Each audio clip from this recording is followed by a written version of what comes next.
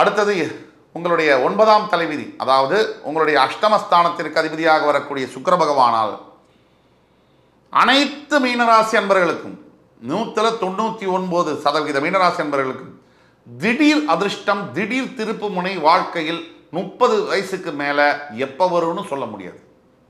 திடீர் திருப்பு முனை, திடீர் அதிர்ஷ்டம் வந்தே தீரும், கண்டிப்பாக வரும். இப்போ நான் சொல்லக்கூடியதெல்லாம் பொது பலன்கள் மீனராசிக்கு. உங்களுடைய தனிப்பட்ட ஜாதகத்தில் உங்களுக்கு தெரிஞ்சுக்கணும்னா கீழே கொடுக்கப்பட்டுள்ள வாட்ஸ்அப் நம்பரை எங்களை தொடர்போடு கேட்கும்போது பேமெண்ட் பண்ணி ஆன்லைன் கன்சல்டேஷன் பண்ணுறதுக்காக காத்துக்கிட்டு இருக்கோம். துல்லியமாக உங்களுக்கான ப்ரெடிக்ஷன்ஸ் ப்ளஸ் சொல்யூஷன்ஸும் நாங்கள் சொல்லுவோம். ஆக 8ஆம் இடத்திற்கு இருக்கக்கூடிய சுக்கிர பகவானால் திடீர் அதிர்ஷ்டம், வெளிநாட்டுக்கு செல்லக்கூடிய வாய்ப்புகள், ஃபாரினில் வாழக்கூடியது, கல்யாணம் பண்ணக்கூடியது, படிக்கக்கூடிய யோகங்கள்லாம் மீனராசிக்கு வந்தே தீரும். பெரும்பாலானவர்களுக்கு விதி விலக்குகள் உண்டு, விதி விலக்குகள் விதியாகாது. அடுத்தபடியாக உங்களுடைய 9ஆம் விதி முடிஞ்சு 10ஆம் விதி தலைவிதி எதுன்னு பார்த்தோம்னா, உங்களுடைய 11ஆம் இடத்திற்கும் உங்களுடைய 12ஆம் இடத்திற்கும் அதிபதியாக வரக்கூடியது சனி பகவான். இதுதான் ரொம்ப முக்கியம். இந்த சனி மட்டும் மீனராசி அன்பர்களுடைய தனிப்பட்ட ஜாதகத்தில் வக்ரம் பெற்ற நிலையிலோ சுபத்துவ நிலையிலோ இருக்கிறாருன்னு பார்த்தீங்கன்னா கூட இந்த மீனராசி அன்பர்களுக்கு எப்பவுமே எங்கே ஒர்க் பண்ணாலும் வேலை செஞ்சாலும் ஓரளவுக்கு அப்படியே அது ஸ்டேபிளாக போகக்கூடிய வாய்ப்புகள் என்பது குறைவு. வேலை செய்யக்கூடிய இடத்துல ஃப்ளக்சுவேஷன்ஸு, பேர் திடீர்னு நல்ல பேராகுது, திடீர்னு கெட்டு போகிறது, திடீர்னு ஃபேவரபுளாக இருக்குது ஒர்க்கிங் அட்மாஸ்பியர், திடீர்னு அன்ஃபேவரபுளாக இருக்குது, இப்படி மாறி மாறி இருக்கும். ஆனால் நல்ல விதமான தூக்கம் என்பது கண்டிப்பாக வரும். ஒரு சிலருக்கு வராது, தனிப்பட்ட ஜாதகத்தில் கூட வராது. இப்போ மீனராசிக்கு 7.5 சனி நடக்கிறதுனால வராமல் இருக்கலாம்.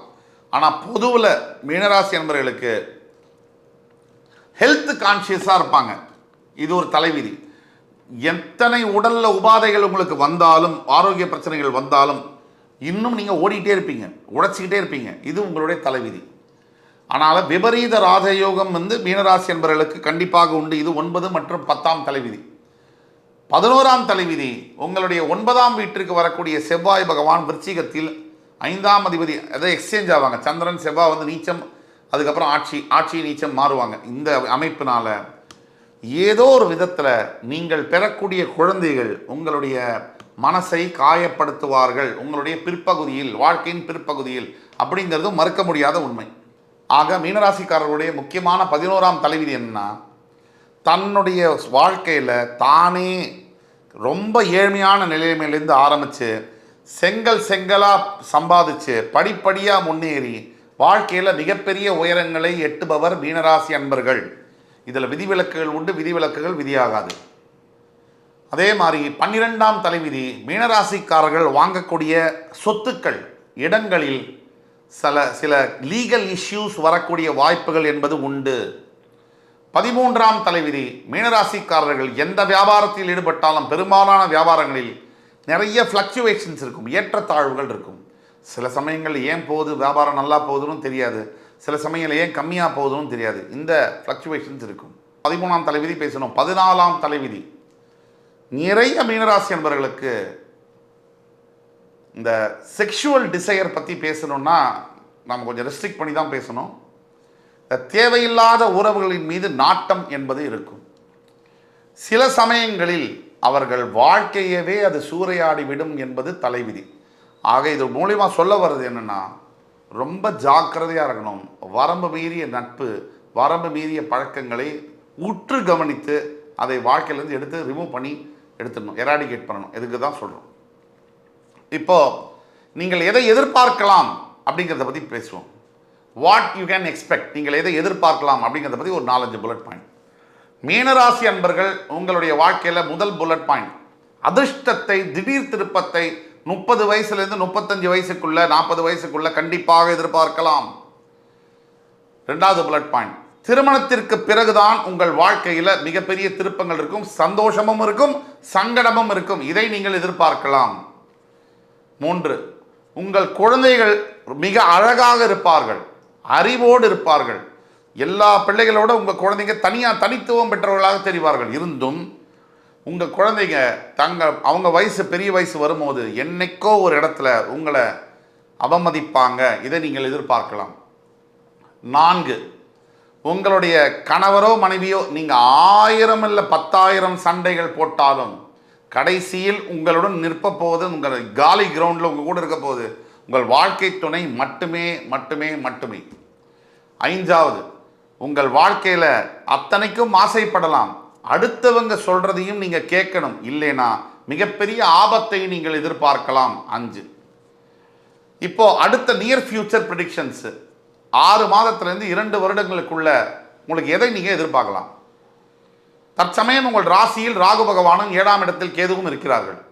உங்கள் 12ஆம் வீட்டில் சனி பகவான் உங்கள் ராசிக்கு வர துடிச்சுக்கிட்டு இருக்கார், ஜென்ம சனியாக. அடுத்தது உங்களுடைய 3ஆம் வீட்டில் உபஜயஸ்தானத்தில் உங்கள் ராசிநாதன் ரிஷபராசியில் இருக்கிறார். இதான் நிலைமை. உங்கள் ராசியில் இருக்கக்கூடிய ராகு பகவானால் என்ன அலைகளில் டைவர்ஷன் இருக்கும்.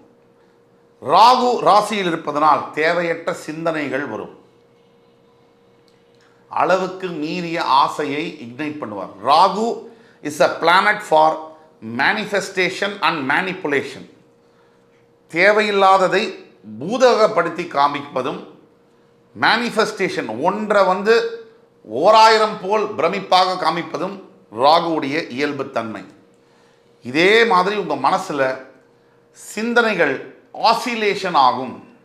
இப்படி பெண்டுலம் கிளாக் மாதிரி உங்களுடைய சிந்தனைகள் ஒரு நிலையில் இருக்கிறது ரொம்ப கஷ்டம். டைவர்ட் ஆகும், மனசிதைவு ஏற்படும், சிந்தனைகள் டைவர்ட் ஆகும், தேவையற்ற விஷயங்கள் மீது நாட்டம் வரும், தேவையற்ற ஆசைகள் வரும், தேவையற்ற பழக்கங்கள் வரும். இதன் மூலியமாக பின்னாடி மானம் அவமானங்கள் சந்திக்கக்கூடிய வாய்ப்புகளும் உண்டு. அதே மாதிரி ஒரு சிலருக்கு ராகு ராசியில் இருப்பதனால் மிகப்பெரிய ராஜயோகங்களும் வரக்கூடிய வாய்ப்புகளும் உண்டு. 7ஆம் இடத்தில் கேது இருப்பதனால் திருமணம் சம்பந்தப்பட்ட விஷயங்களில் தடைகளும் தாமதங்களும் ஏற்படக்கூடிய வாய்ப்புகள் உண்டு. இதை எதிர்பார்க்கலாம். 3வது புல்லட் பாயிண்ட், உங்களுடைய 12ஆம் வீட்டில் சனி இருப்பதனால் அனைத்து மீனராசி நண்பர்களும் தப்பிச்சு ஓடணுண்டா, நான் எங்கேயாவது வெளிநாட்டில் போய் செட்டில் ஆகணுண்டா அப்படின்னு நினச்சிங்கன்னா இதுதான் அதுக்கு டைம். நீங்கள் படிக்கிறதுக்கோ வேலை வாய்ப்புக்கோ கல்யாணத்துக்கோ நீங்கள் அப்ராடுக்கு போய் செட்டில் ஆகிறதுக்கு அற்புதமான நேரம் இந்த நேரம் தான். அதுக்கு அடுத்தபடியாக உங்களுடைய 3ஆம் இடத்தில் இருக்கக்கூடிய குரு பகவான், உபஜயஸ்தானத்தில் இருக்கக்கூடிய குரு பகவான் நீங்கள் எடுக்கின்ற அத்துணை முயற்சிகளையும் வெற்றிகரமாக செய்யக்கூடிய அமைப்பில் இருப்பதனால் நீங்கள் நல்ல முயற்சியை நல்ல விதத்தில் எடுக்கும் பொழுது உங்கள் முயற்சி 100% சக்சஸ் ஆகும். அப்படிங்கிறது மறுக்க முடியாத உண்மை.